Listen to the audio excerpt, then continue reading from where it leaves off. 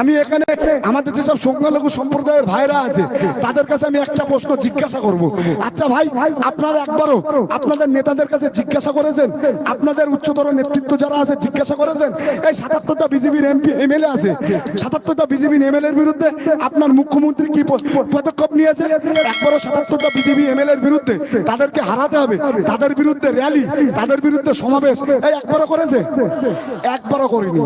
ওখানে ভাঙড়ে নওশাদ ভাই হারানোর জন্য মাননীয়া গিয়েছেন, আজকে আবার ভাইপো গিয়েছেন, যেভাবে হোক নওশাদ ভাইকে হারাবে। আরে আপনারা বলুন তো, নওশাদ সিদ্দিকীকে হারাতে পারবে? নওশাদ সিদ্দিকীকে হারাতে পারবে? বাংলার আমি বলি ২৯৪টা সিটের মধ্যে বাংলার যদি কোনো এক ব্যক্তি, কোন লিডার, কোন রাজনৈতিক নেতা সব থেকে বেশি পপুলারিটি যদি থেকে থাকে তার নাম নওশাদ সিদ্দিকী। মমতা বন্দ্যোপাধ্যায় আপনি নয়, আপনি নয়, তার নাম নওশাদ সিদ্দিকী। আপনি যদি আপনার পুরো ক্যাবিনেট লাগিয়ে দেন তবু নওশাদ ভাইকে হারাতে পারবেন না। এটা আমরা গর্বের সাথে বলতে পারি।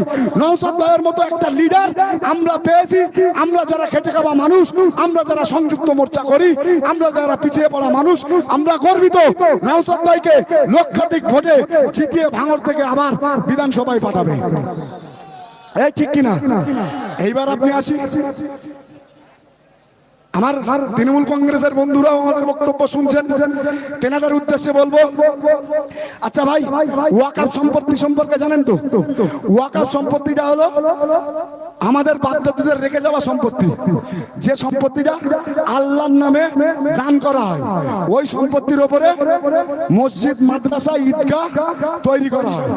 এই বিজেপি দাঙ্গাবাজ সরকার আমাদের তৃণমূল কংগ্রেসের বন্ধুরা আমাদেরকে বলে যে আমরা নাকি বিজেপির বিটি।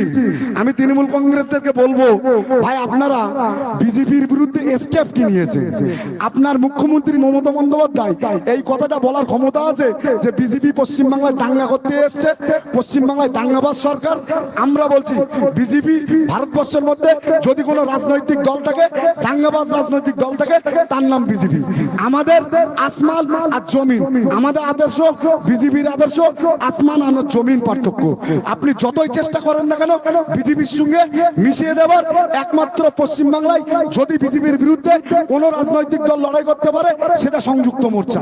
বামপন্থকে সঙ্গে নিয়ে আমাদের নওশাদ ভাই যে লড়াই দিচ্ছে, আগামী ২৬ সালে বামপন্থ সংযুক্ত মোর্চা যদি ক্ষমতায় আসে, আমরা কথা দিচ্ছি ৩১ সালের আগে পশ্চিমবাংলায় কোনো বিজেপি পতাকা বাঁধার লোক থাকবে না, কোনো বিজেপি থাকবে না পশ্চিমবাংলায়। মমতা বন্দ্যোপাধ্যায় আপনি ৩ বার ক্ষমতায় আছেন, বামপন্থের আমলে ১১ সাল পর্যন্ত আমরা জোর গলায় বলছি বামপন্থের আমলে পশ্চিমবাংলায় কোনো বিজেপি ছিল না। আপনি আসার পরে পশ্চিমবাংলায় হু হু করে বিজেপি বাড়ছে। সুতরাং ওয়াকফ বিল বিজেপি সরকার নতুন আইন তৈরি করলো, মমতা বন্দ্যোপাধ্যায় বললো যে এই আইন আমি মানি না। তারপরে কি করলো যে ওয়াকফের বিরুদ্ধে আন্দোলন করতে গিয়ে নওশাদ সিদ্দিকীকে ৩ দিন জেল খাটানোর পরে ১০,০০০ ভাঙড়ের ছেলেদের নতুন করে কেস দিল।